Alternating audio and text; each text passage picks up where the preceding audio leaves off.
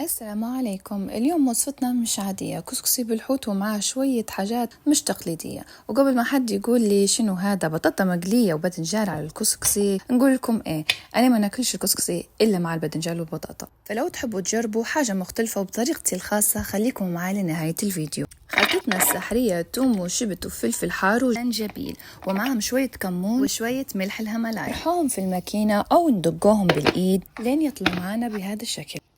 في طنجرة نسخن شوية زيت زيتون ونقلي فيه فلفل حار، هيك الزيت ياخد نكهة الفلفل الحار، وبعدين نطلعوا الفلفل ما نخلوش ينحرق باش نزينوا به الكسكسي في الأخير. نضيف الخلطة اللي رحيناها ونقلها شوية في الزيت، وبعدين نحط ملعقتين وشوية طماطم أحمر، وفيكم تحطوا كيف ما تبوا انتم أكتر أو أقل. نحرك الطماطم كويس في الزيت ونضيف عليه ملعقة فلفل حار، ونبدأ نضيف المية بشوية شوية. الطماطم يطيب معانا نبدأ نضيف المية شوية شوية، ما نزيدوهاش هلبة. نضيفوا طماطم مرحي، حركوه كويس، ونضيفوا عليه بعدين ملعقة كركم ونغطوه ونخلوه يطيب. بعد ما طاب الطماطم نحط عليه شوية فلفل أبيض أو أسود لو عندكم، أنا ما كانش عندي أسود، وملح، ونبدأ نزيدوا المية شوي شوي.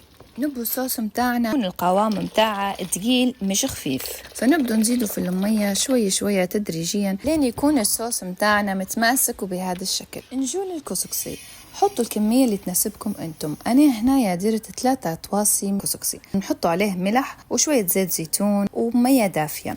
نبدو نحركوا فيه لين صوت الخشخشة اللي في الكسكسي يختفي، هيك نعرفوا ان الكسكسي متاعنا جاهز. ونحطوا عليه قرنفل. نحطوا الكسكسي في الكسكاس ونحطوه على النار، نغطوه بفوطة، ما نغطوش بالمغطى متاع الطنجرة باش ما يعجنش معانا.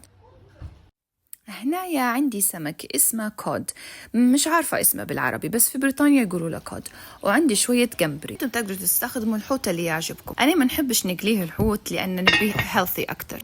نحولوا الكسكسي من الكسكاس ونحولوا القرنفل، بعدين ناخدوه لدهان من الصوص متاعنا ونشبعوه كويس كويس بيه. نزيدوا الدهان لين الكسكسي كله يتغير لونه ويولي نفس اللون، وبعدين نرجعوه تاني على الكسكاس.